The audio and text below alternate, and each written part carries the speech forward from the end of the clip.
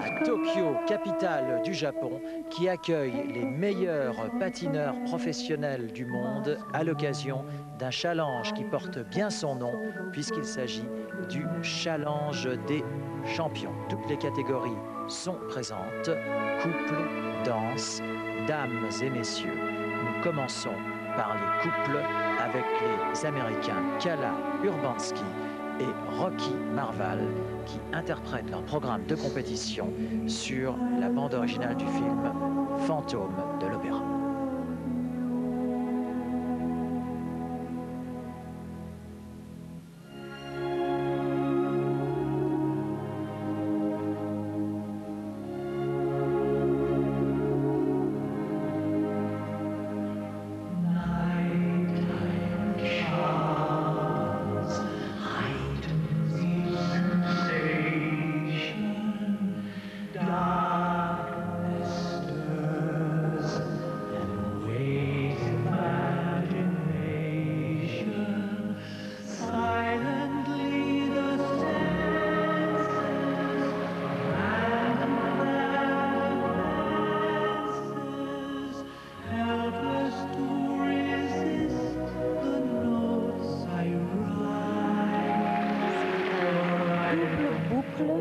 Synchroniser parfaitement les deux patineurs.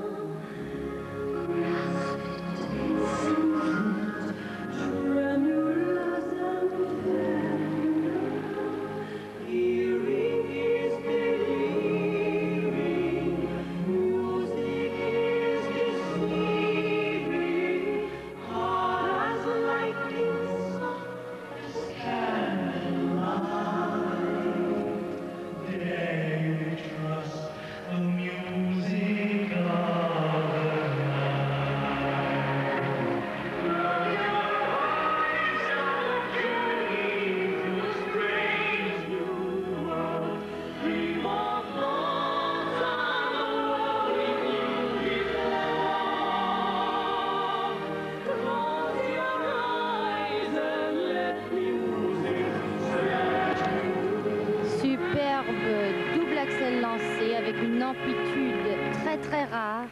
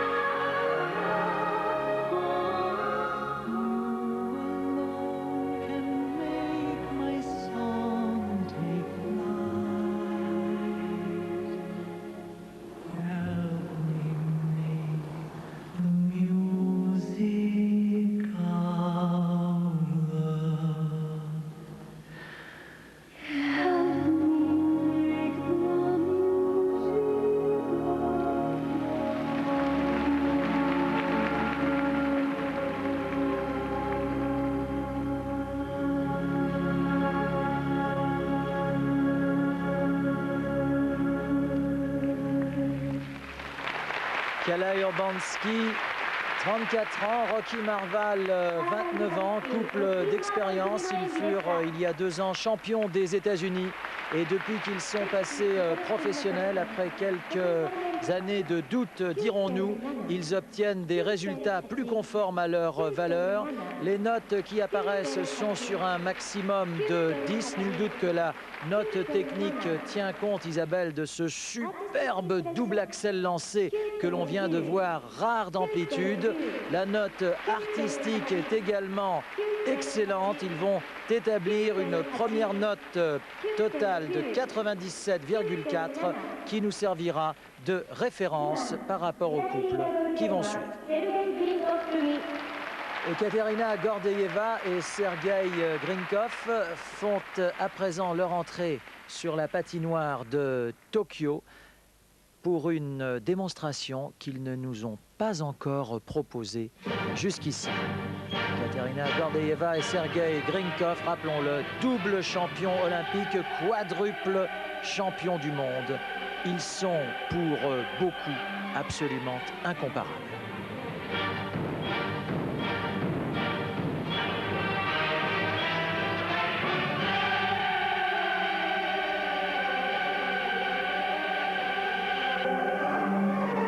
Vous avez été témoin du plus gros triple Lutz twist qui existe sur la Terre aujourd'hui. Katharina, une plume. Et c'est fait avec la plus grande perfection. C'est leur point fort, les portées, les lancers.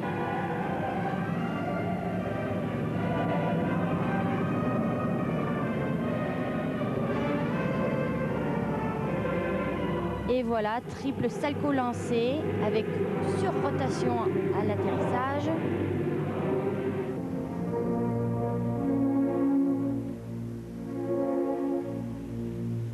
Tout à fait inédit pour Ekaterina et Sergueï, ce programme.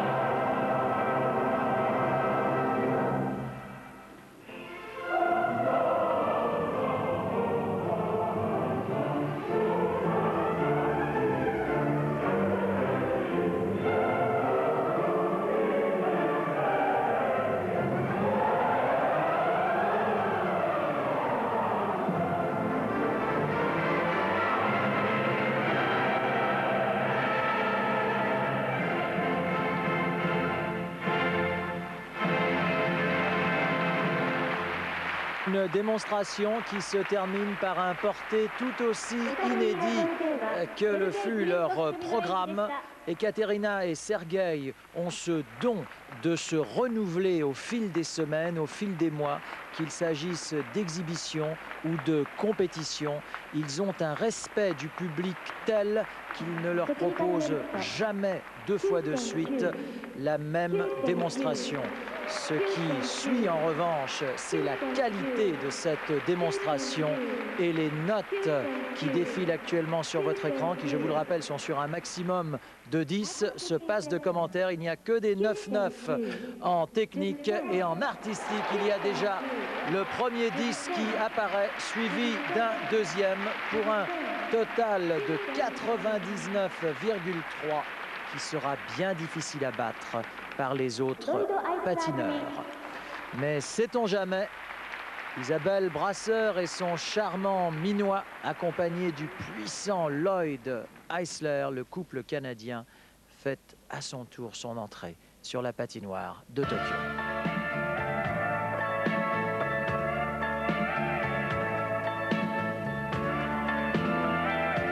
Registre très différent que le Requiem que nous venons d'entendre, puisque le couple canadien patine sur le thème du film Grease. C'est Olivia Newton-John que nous entendons.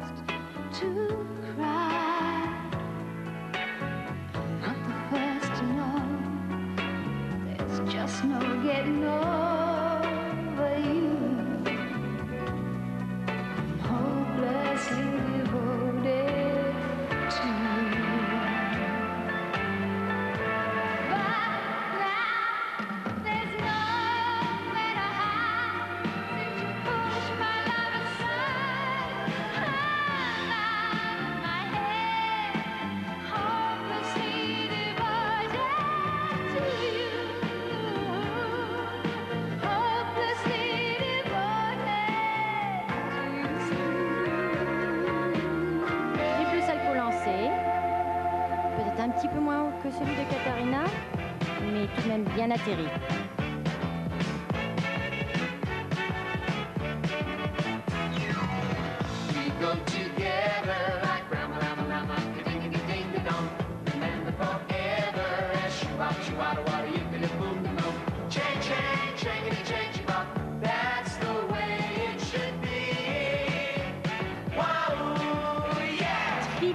Lutz lancé, tout comme Katarina, mais celui-ci atterrit sur 2 pieds.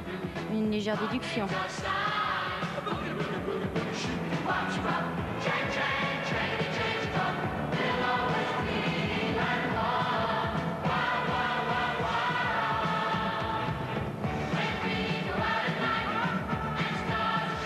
Porté en star overhead tenu d'une main ici, très joli.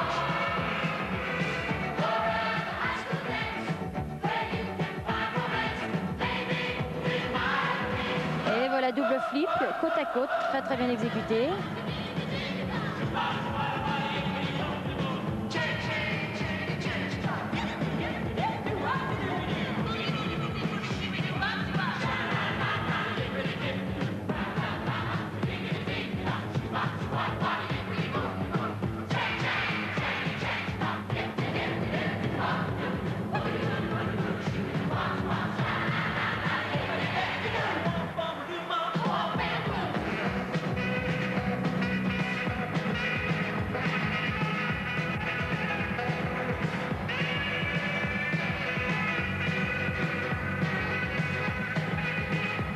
Superbe combinaison de pirouettes terminée en portée lancée.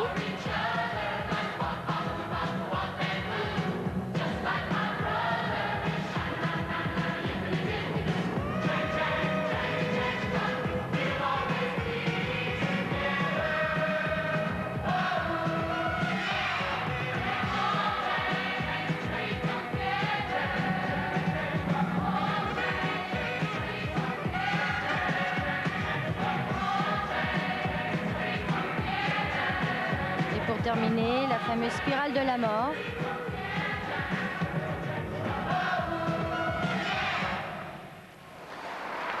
Isabelle Brasseur et Lloyd Eisler couple canadien, donc 2 fois médaille de bronze aux Jeux Olympiques. Ils avaient été, pour la petite histoire, les premiers lorsqu'ils obtinrent leur titre de champion du monde à Prague en 1993. Les premiers, disais-je, à mettre un terme à 10 ans de domination russe dans la catégorie des couples. Les notes techniques sont bonnes, elles sont 1/10 inférieures en moyenne à celles de Gordeeva Grinkov. Lloyd a 31 ans, Isabelle en a 7 de moins. Il y a un 9-7 qui paraît ici un tantinet sévère. Les autres notes sont excellentes. Cela va nous donner un total de 99,6. Ils occupent actuellement la 2e position provisoire. Elena Beshke, 28 ans. Denis Petrov, 26 ans. Vice-champion du monde professionnel sur la glace de Washington Landover il y a un mois. Il nous interprète ce qui est sûrement, Isabelle, le thème russe le plus connu de l'histoire, peut-on dire, à savoir le célébrissime Kalinka.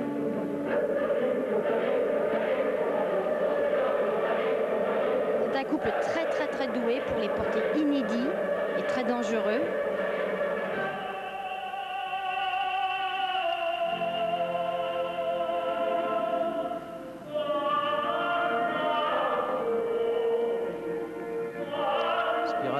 Exécuté ici en début de programme, ce qui est rare.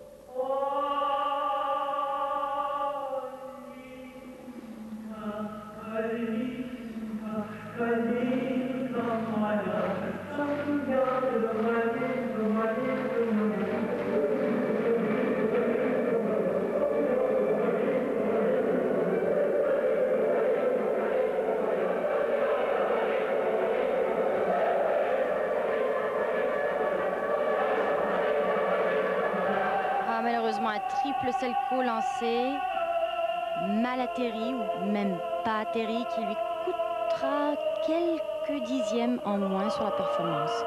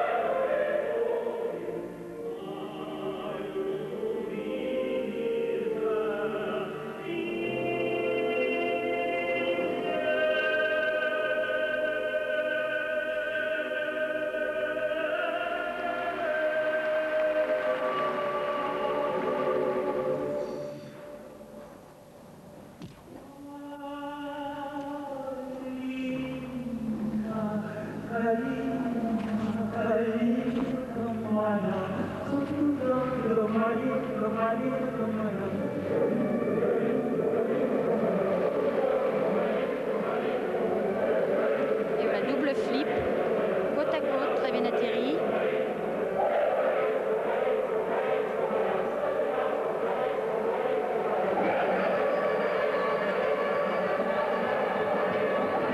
Quel couple athlétique, quelle portée magnifique.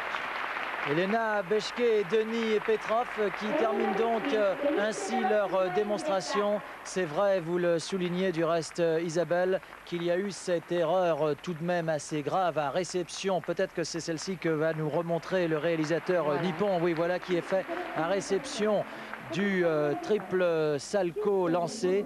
Mais en dehors de cela, il y a une réelle recherche chorégraphique. Je pense du reste que les notes artistiques seront sensiblement meilleures que celles que nous voyons actuellement, à savoir les notes techniques qui tiennent compte de la déduction sur le Salchow mal atterri. Voilà qui est confirmé, les notes artistiques sont excellentes. Il y a beaucoup de 9-9 et de 9-8. Ce sera toutefois un petit peu juste pour venir déloger Brasseur Eisler, toujours deuxième, et qu'ils le resteront jusqu'au bout, devancés par les incontournables Gordeyeva Grinkov. Médaille d'argent donc pour les Canadiens, alors que Beshke Petrov devance d'un souffle les Américains Urbanski Marval pour la médaille de bronze. Place à présent à la compétition féminine, une tenue qui n'est pas sans nous rappeler celle qu'elle portait aux récents Jeux de Lillehammer. L'Allemande Katharina Witt va nous interpréter une musique, elle nous l'expliquait du reste elle-même lors de notre rencontre à Washington il y a un mois, qui représente beaucoup pour elle, musique de paix et de réconciliation. Where have all the flowers gone? Que sont donc toutes les fleurs devenues? Immortel thème de Pete Seeger.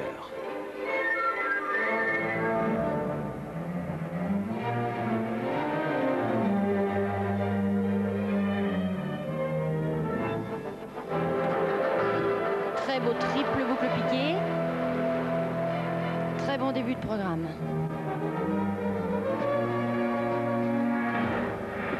Double axel bien. Très bien.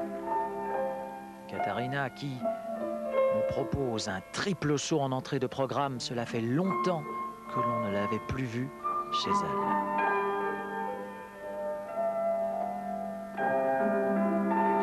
Où sont donc toutes les fleurs passées? Elles sont sur les tombes, elles recouvrent les tombes des cimetières de Sarajevo, les habitants de Sarajevo auxquels ce programme est dédié.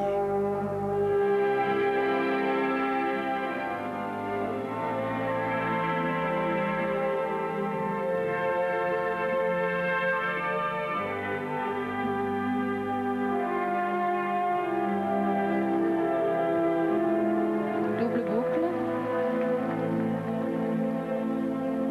Suivi d'une combinaison de pirouettes.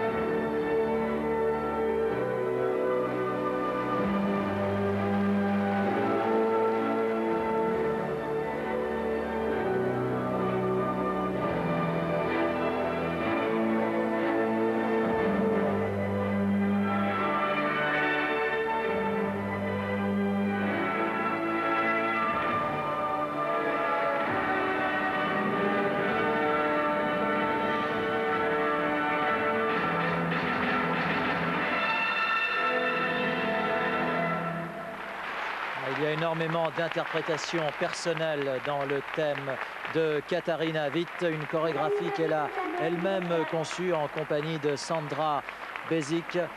Cette musique, elle y tient pour toutes les raisons que nous vous expliquions en entrée de programme. Malheureusement, Isabelle, ce programme manque singulièrement de triple saut. Il faut bien le reconnaître qu'en dehors du triple boucle piqué d'entrée, il n'y a aucun autre triple saut. Et ne vous étonnez donc pas en conséquence si les notes techniques sont moyennes. Il y a même un 9,6. Cela devrait remonter en artistique, car là, c'est vrai que l'interprétation est vraiment sublime, il n'y a rien à dire, mais le total du technique et de l'artistique ne va donner à Katerina que 97,6, un total qui, selon nous, ne devrait pas tarder à être amélioré, à commencer par la vice-championne olympique des Jeux d'Albertville, à savoir la Nippone Midori Ito, qui patine à domicile et qui est la seule au monde à pouvoir effectuer la difficulté suprême du patinage. Va-t-elle nous la proposer ici? C'est parti pour un triple axel fantastique d'amplitude, figure unique réalisée par la japonaise Midori Ito. Quel exploit, Nelson, d'ouvrir un programme avec un saut de cette difficulté.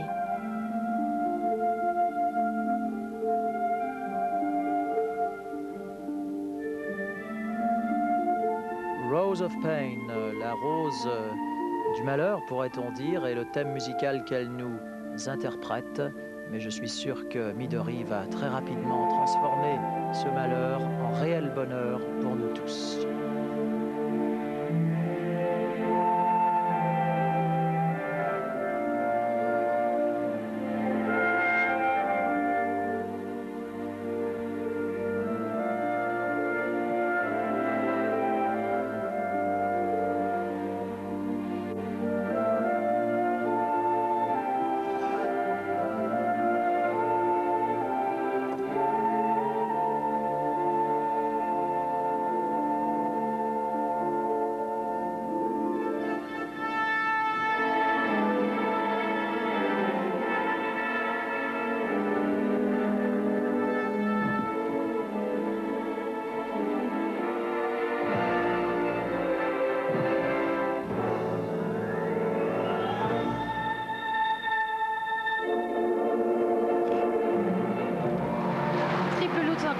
Avec un triple boucle piqué, très rare chez les dames, cette combinaison.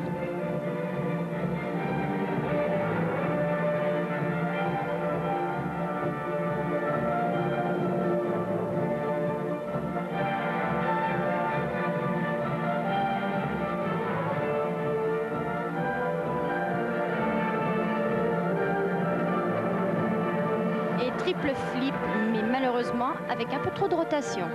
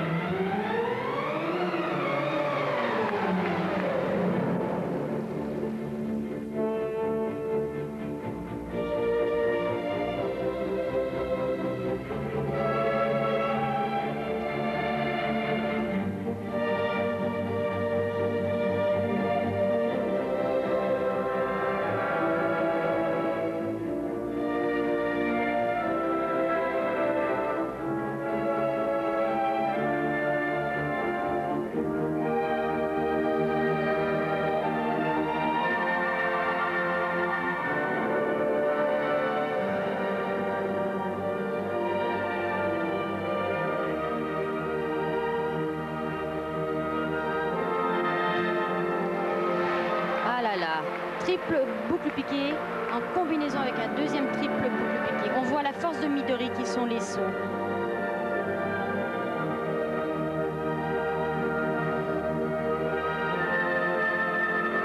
Double axel.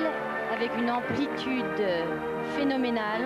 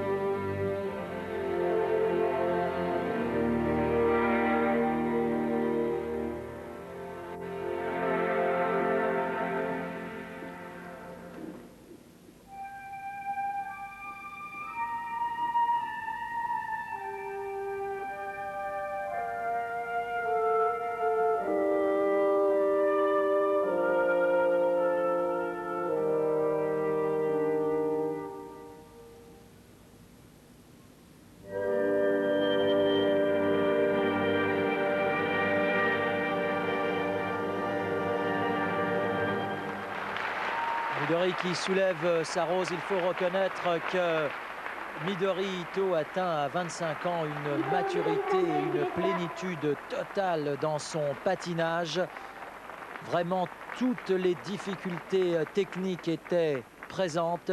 Je pense qu'il n'est pas exagéré de dire, Isabelle, qu'aujourd'hui, techniquement, Midori Ito est vraiment la meilleure patineuse du monde. Elle est vraiment la seule à nous proposer une gamme aussi étendue de triple saut. Ici, c'est un ralenti sur le Lutz qui part d'une vitesse vertigineuse, réalisée qui plus est en combinaison. Et les juges semblent être de notre avis, puisque c'est une cascade, un festival de 10 qui apparaît. Ici, c'est un ralenti sur l'Axel qui passe en triple avec une altitude de plus d'1 mètre au-dessus de la glace. Midori Ito, dont les notes artistiques seront peut-être légèrement inférieures, mais sans plus, qui va établir un total de 99,2 sur un maximum de 100 et qui va être bien difficile à aller chercher. L'américaine Christy Yamaguchi a 23 ans, 2 ans de moins donc que la japonaise, est championne du monde professionnel en titre.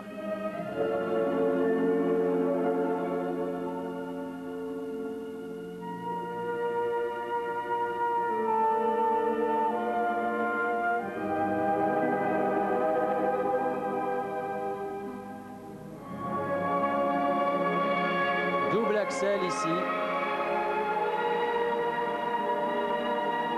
Chez Midori, bien sûr, c'était un triple.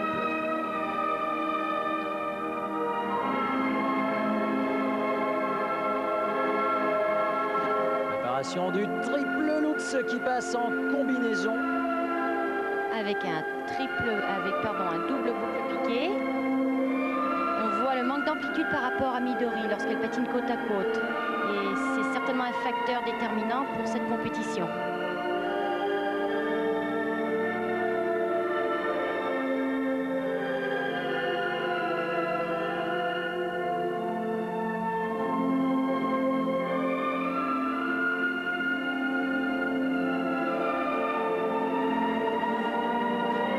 Le triple flip, là aussi peut-être un peu moins d'aisance que Midori, mais très bien atterri.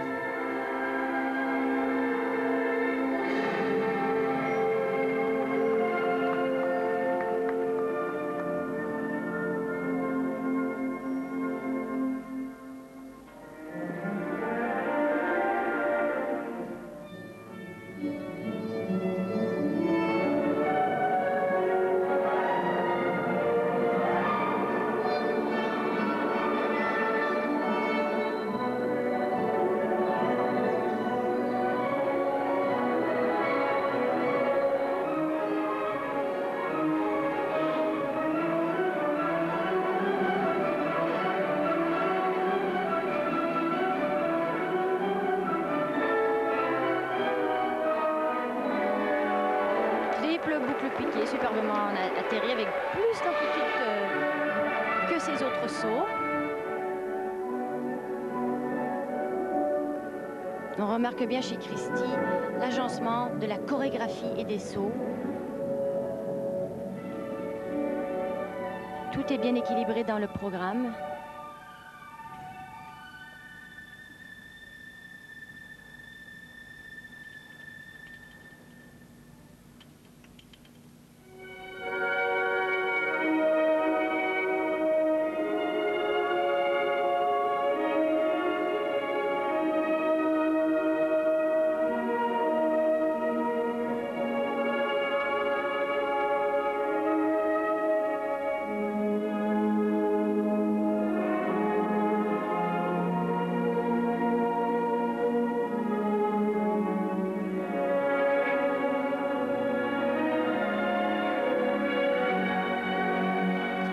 Rydberger ici qui passe très bien en fin de programme.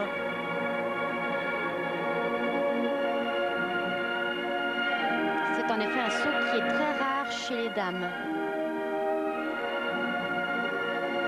Peut-être ici un deuxième triple Lutz. Ah non, c'est là une erreur pour Christie. Le triple Lutz se transforme en double et encore fort mal atterri. Déduction importante qui devrait s'en suivre.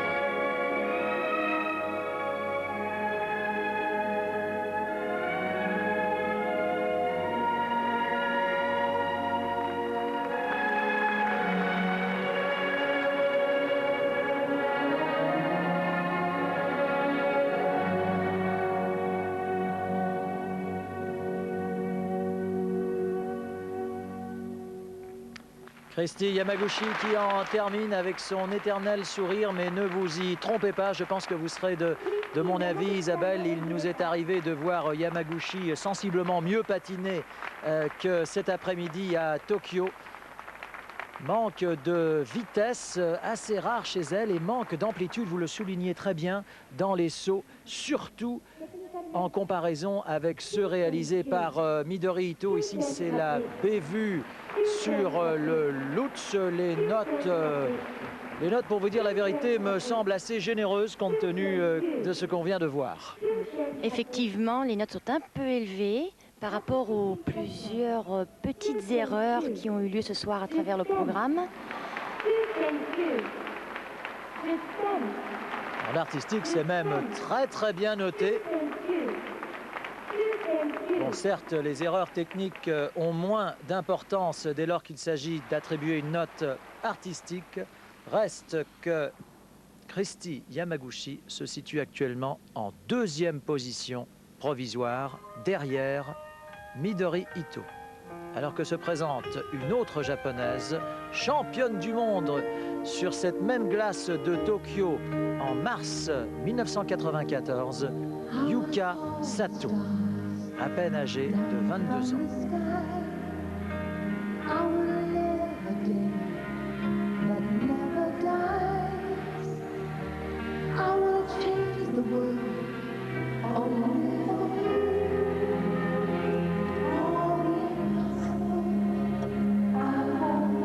Programme inédit également pour la japonaise. Tentative de triple Lutz ici qui passe très bien en combinaison. When you tell me that you love me, quand tu me dis que tu m'aimes, est le titre de la chanson interprétée par Diana Ross. In a world of lies, you are true. And baby, every time you touch me, I become a hero. I'll make you safe no matter where you are. And bring you everything you ask for. Life is burning, I'm shining like a candle in the dark. Triple Rydberger, superbement effectué. On voit que Yuka a pris beaucoup d'assurance pendant les quelques derniers mois.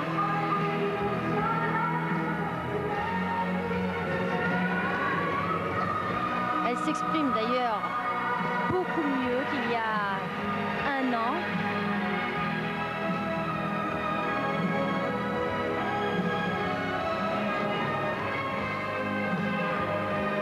Triple salto, peut-être atterri sur deux pieds, on verra ce qu'en pensent les juges.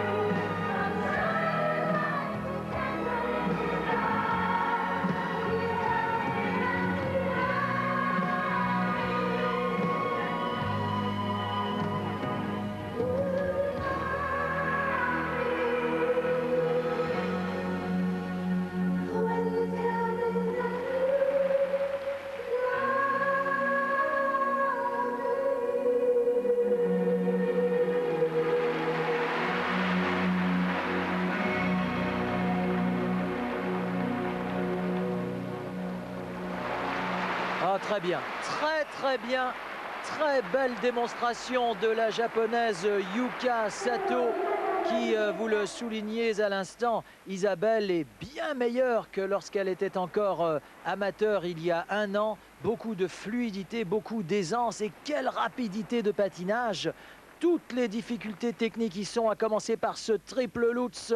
1, 2, 3 rotations, vous le voyez, atterrit sur ce qui est un peu sa marque de fabrique, un petit peu atterri à 45 degrés sur la glace. Et regardez les notes techniques qui sont très proches de celles de Midori Ito, qui sont nettement meilleures que celles de Christy Yamaguchi, défaillante. Cela va être une bataille entre les deux japonaises. Midori Ito occupe pour l'instant la première place provisoire avec 99,2. L'artistique va une fois de plus faire la différence. Cela commence bien. Ah non, là c'est moins bon. Là c'est moins bon que pour Ito. Total pour Yuka Sato, 99,0. 2 dixièmes de points seulement entre les deux japonaises, au bénéfice de la vice-championne olympique d'Albertville, Midori Ito, qui remporte donc cette compétition devant sa compatriote Yuka Sato. Festival japonais sur la glace de Tokyo, alors que Christy Yamaguchi doit se contenter d'une décevante pour elle 3e place. Place à présent à la compétition de danse. En piste, les Russes Natalia Anenko, Genrik Stretinsky, vice-champion du monde professionnel il y a un mois sur la glace de Washington Landover.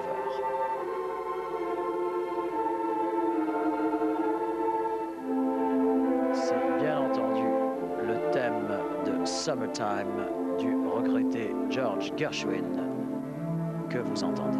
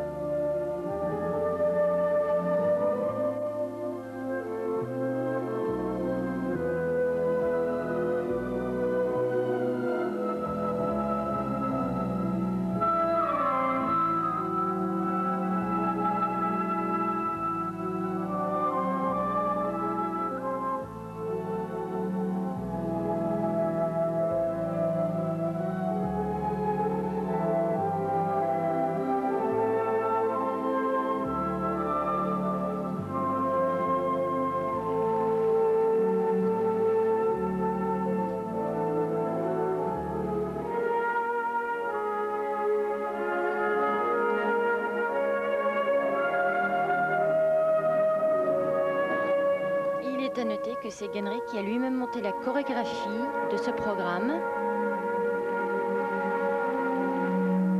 Programme très doux, très expressif, avec de très belles cares profondes, typiques à la danse.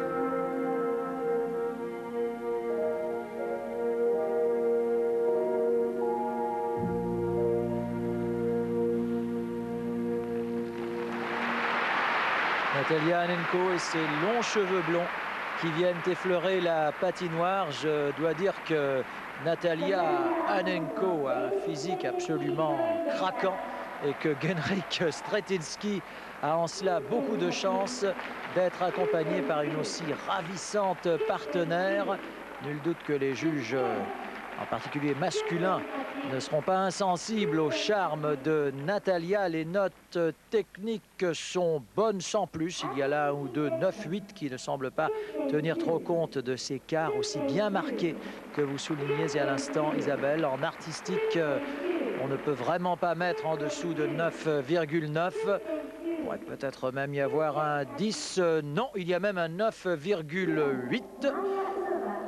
Toujours est-il que Natalia et Genrikh occupent pour l'instant la première place provisoire avec 98,8. C'est excellent, mais ce n'est pas non plus aussi bon qu'ils pouvaient l'espérer. Maya Ousova et Alexandre dit Sacha Zoulin dans un registre très différent par rapport à celui qu'il nous propose d'habitude, pourrait venir dépasser, qui sait, le total de Natalia et de Genrikh.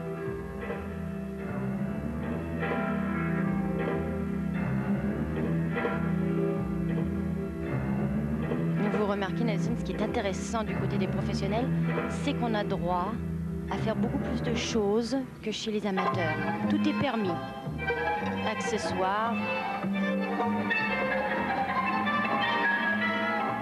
Comme les chapeaux, effectivement,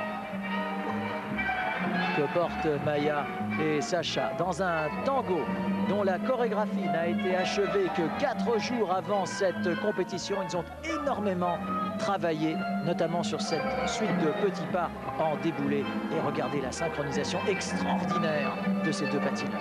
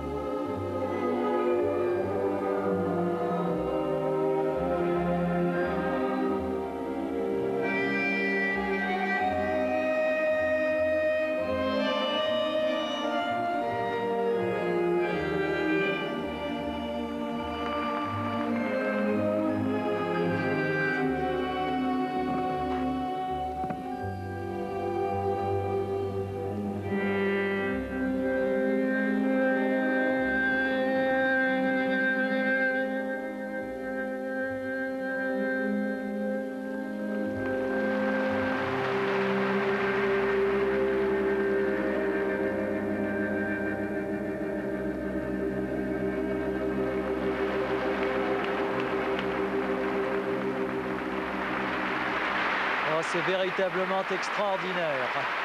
Maya Ousova et Sacha Zoulin sont littéralement merveilleux. Il n'y a pas d'autre qualificatif.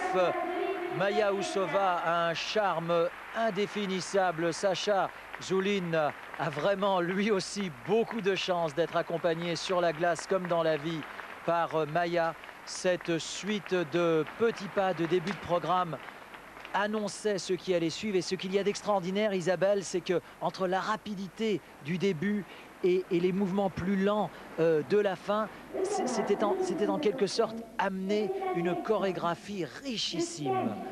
Une chorégraphie parfaite, parfaitement interprétée. Ce qui est regrettable, Nelson, c'est qu'on ne puisse pas voir de tels programmes chez les amateurs. Beaucoup de portées très compliquées dans ce programme sont interdits chez les amateurs. Et quel dommage, non? Ah oui, là vous avez absolument raison, les notes artistiques commencent à s'égrener. Il n'y a pour l'instant que des 10. Va-t-on assister à quelque chose d'unique? Ah non, malheureusement, il y a un petit 9-9, mais ce n'est pas grave car il va s'effacer. Comme il s'agit de la moins bonne note, tout comme va s'effacer un 10, c'est-à-dire que c'est un total de 50 maximum donc en artistique pour Ousova Zoulin, qui prennent bien entendu la première place, alors que se présentent les Américains Judy Blumberg et James York. C'est la première fois de l'hiver que nous les voyons sur France Télévisions. Si vous vous souvenez, Nelson, Judy patinait en 1984 avec un autre partenaire, Michael Siebert, et était 3e aux Jeux Olympiques de Sarajevo en 1984.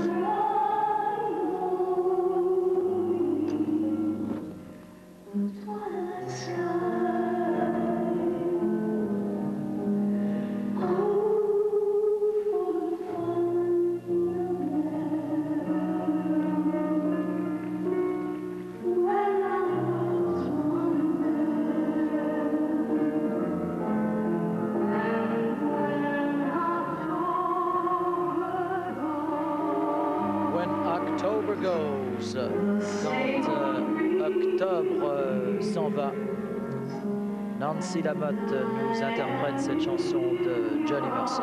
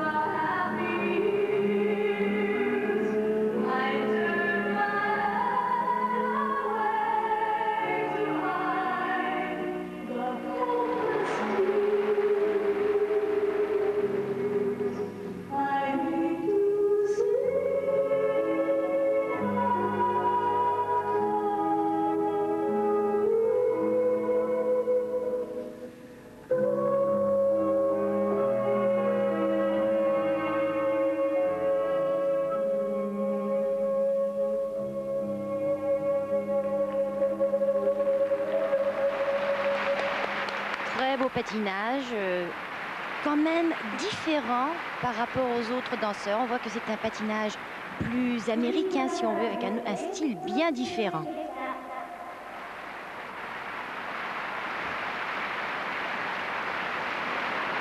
Jody Blumberg, qui effectivement a changé de partenaire. Elle patinait en amateur avec Michael Siebert. Les notes techniques apparaissent. Cela commence très bien. Cela se poursuit d'un petit peu moins bonne manière. Mais les notes sont quand même relativement bonnes, puisqu'ils ne patinent ensemble que depuis 2 ans à peine. Les notes sont effectivement assez proches de celles d'Anenko Stretinski, alors que c'est sans doute l'artistique qui va faire la différence pour la deuxième place, oui. Judy et James vont obtenir la 3e place. Ils sont précédés par les incomparables Ousova Julin. 2e donc Anenko Stretinski et 3e les Américains Blumberg et York. Une compétition de danse qui, comme chez les dames tout à l'heure et chez les couples, atteint véritablement les sommets. Place aux garçons à présent. Il a 29 ans. Vous commencez à bien le connaître si vous nous faites l'amitié de nous suivre tout au long de cet hiver dans les différents reportages de patinage artistique que nous vous proposons.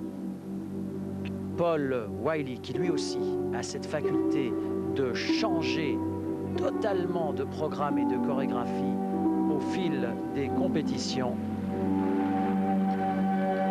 Il patine sur la bande originale du film The Mission.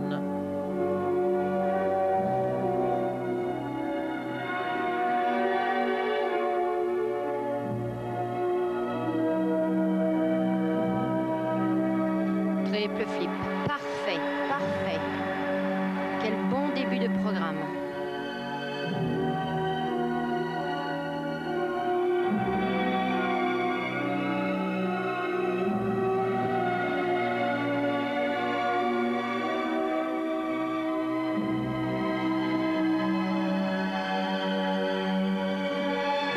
Oh là là, triple axel.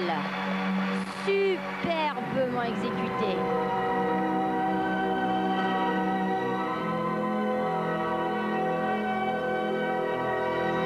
Ici à la préparation du Lutz qui passe en double. C'était peut-être une tentative de triple, mais il n'y aura pas de déduction, le saut étant parfaitement exécuté.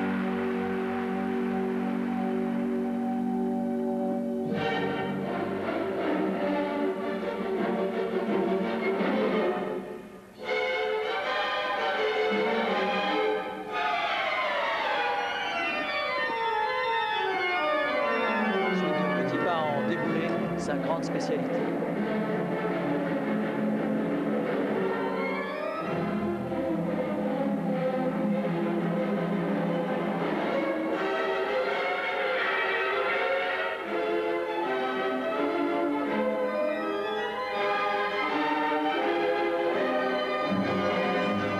Triple boucle piquée.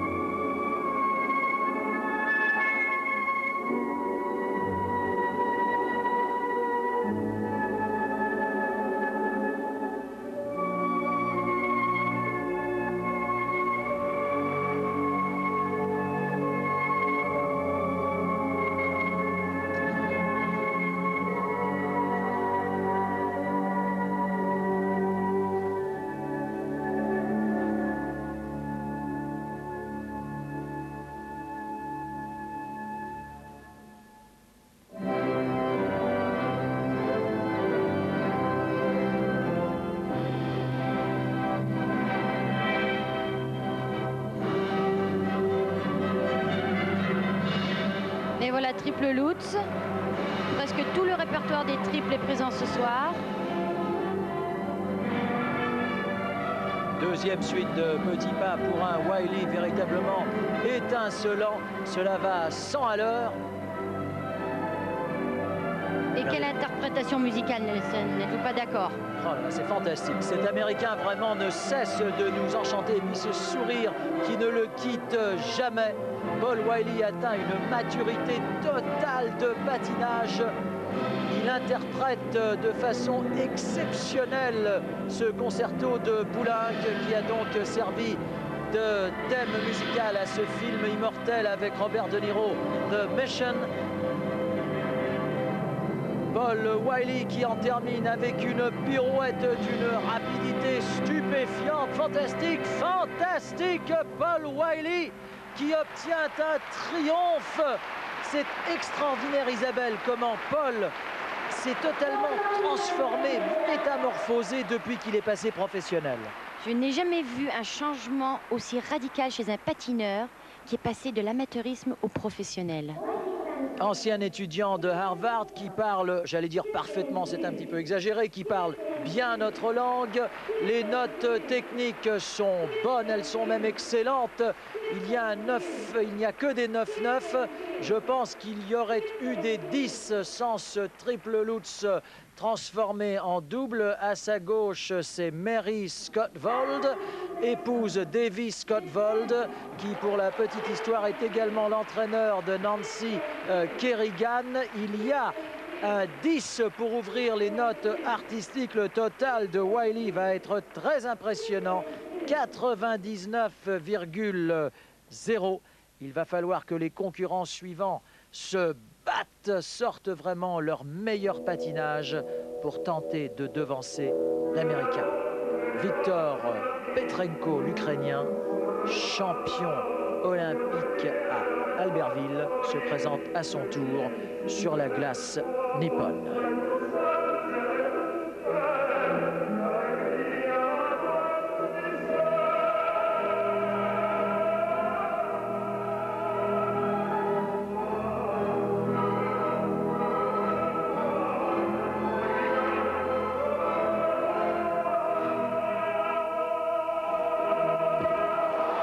Triple axel en combinaison, c'est le saut le plus difficile à accomplir en début de programme, techniquement quasi imbattable. La combinaison qui évidemment n'avait pas Wiley, puisque l'Américain lui a proposé un triple axel qui n'était pas enchaîné.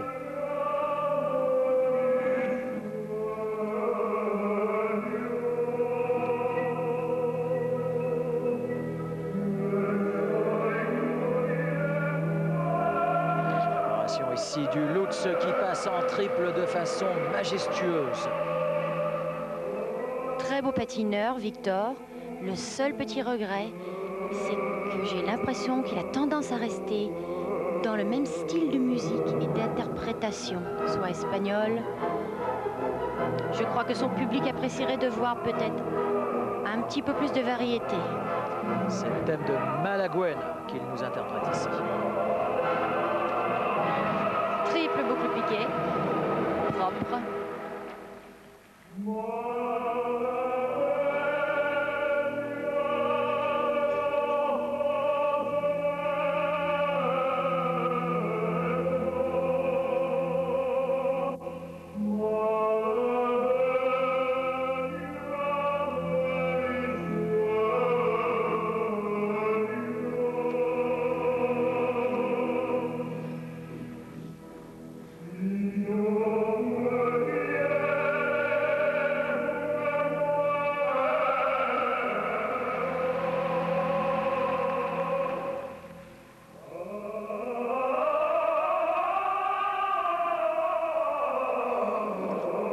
Triple Rydberger, excellent. Précédé d'un triple flip. Le répertoire est complet.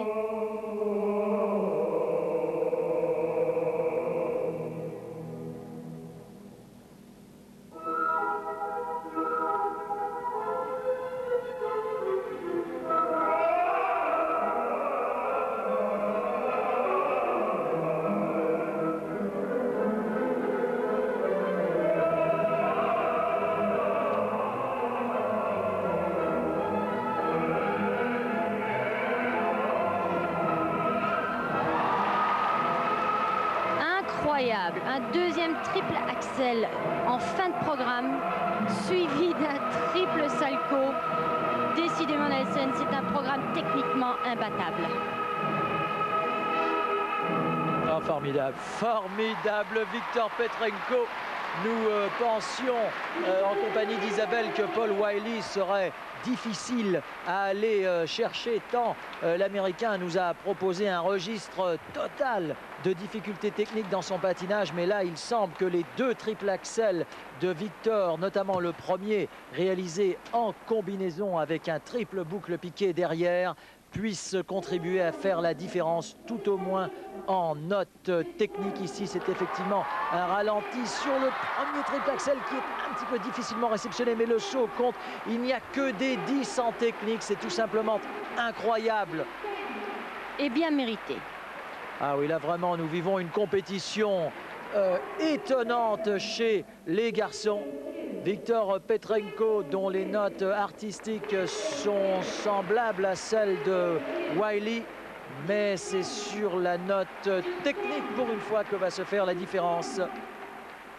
Petrenko qui va donc pour l'instant prendre la première place provisoire aux dépens de Wiley, seul 0,2 points de différence, alors qu'apparaît le Canadien Kurt Browning, quadruple champion du monde. Mais lui, c'est un petit peu le contraire. Il semble être un petit peu paralysé par l'enjeu depuis qu'il est chez les professionnels. Et une fois de plus, Browning est en difficulté dès son premier saut. Qui était un triple axel atterri de justesse. Rydberger ici qui passe en revanche mieux.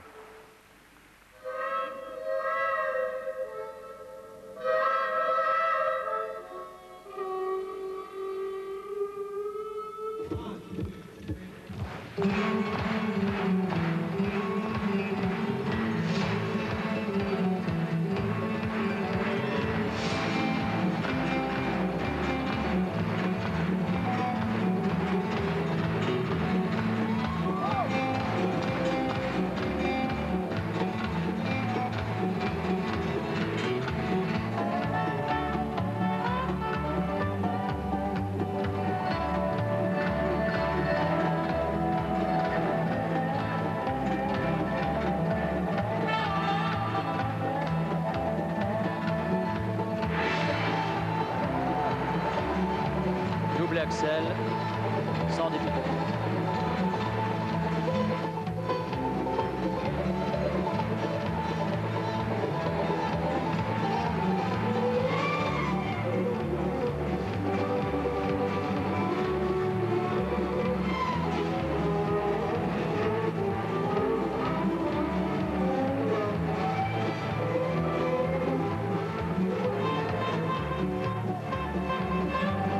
Triple salto.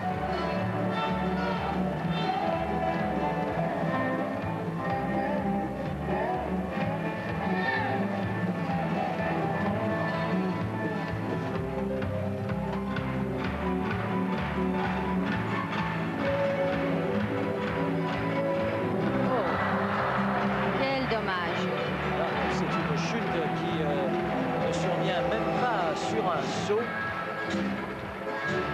Browning n'est pas dans le rythme, il n'y a rien à faire. Il l'avoue lui-même. Dès qu'il est en compétition, il y a quelque chose qui cloche. Il y a un grain de sable. Cette suite de petits pas est rapide, certes, mais elle est moins techniquement approuvée que celle de Wiley. Les quarts sont moins marqués.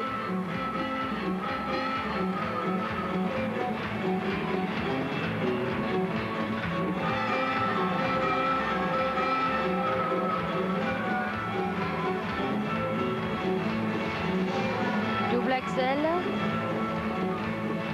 qui devait être en combinaison avec un triple boucle piqué, mais malheureusement des petits pas intercalés lui donneront une certaine déduction.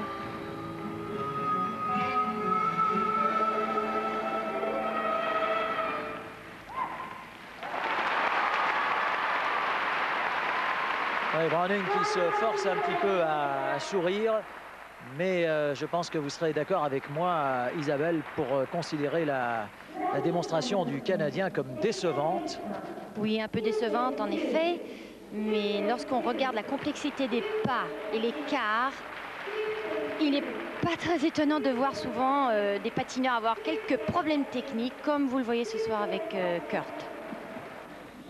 Lourde chute donc à réception de cette suite de petits pas. La note artistique ne devrait pas trop en souffrir, effectivement. Voilà qui est confirmé.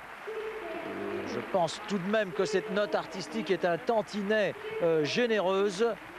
Bref, Browning va être pour l'instant devancé par Petrenko et Wiley, alors que se présente sur la glace de Tokyo le japonais Masakazu Kajiyama.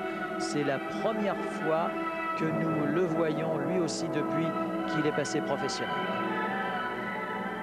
23 ans pour celui qui avait terminé 8e des championnats du monde ici même l'an dernier.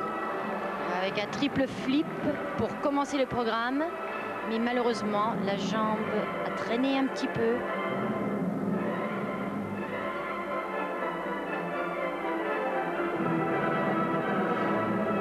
Et hop, triple axel, atterri, mais peut-être avec quand même moins d'aisance que celui de Petrenko.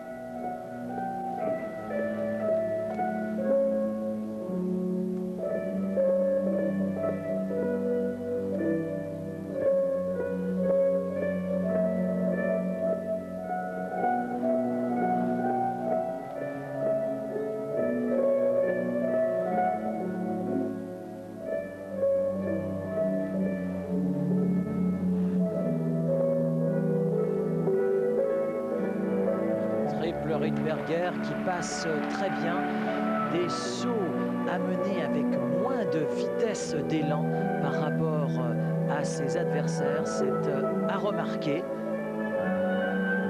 Malgré que le patineur semble très concentré sur l'aspect technique de son programme et a tendance à oublier un petit peu l'aspect artistique. Triple Lutz ici, il y a tout de même énormément de triple sauts dans la démonstration du japonais.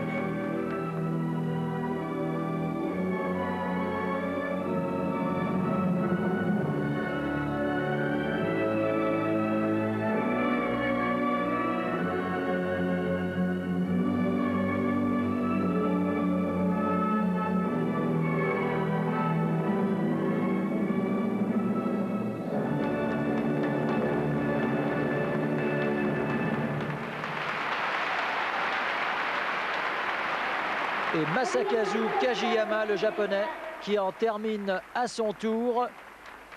Certes, les difficultés techniques sont toutes là. Il a en plus un patinage très original qui lui vaut d'effectuer ses sauts avec une prise d'appel sensiblement moins rapide que celle de ses adversaires directs. Ce fut notamment le cas sur ce Lutz, ce qui ne l'empêche pas de très bien réaliser celui-ci. Les notes techniques me semblent un petit peu sévères, Isabelle. Elles sont à peine au-dessus de celles de Browning. Alors qu'il me semble que Kajiyama a nettement mieux patiné que Browning. Et en artistique, c'est moins bon, mais là, c'est peut-être normal. Peut-être la note technique est-elle un peu basse, mais peut-être aussi est-ce dû au fait qu'il télégraphie un peu trop ses sauts. C'est vrai que l'anticipation et l'imagination ne sont peut-être pas les points très forts du Japonais qui donc ne grimpera pas sur le podium puisque la compétition des messieurs est remportée par Viktor Petrenko devant Paul Wiley et Kurt Browning, de bien beaux champions en vérité que ceux couronnés sur la glace de Tokyo. Voilà, merci.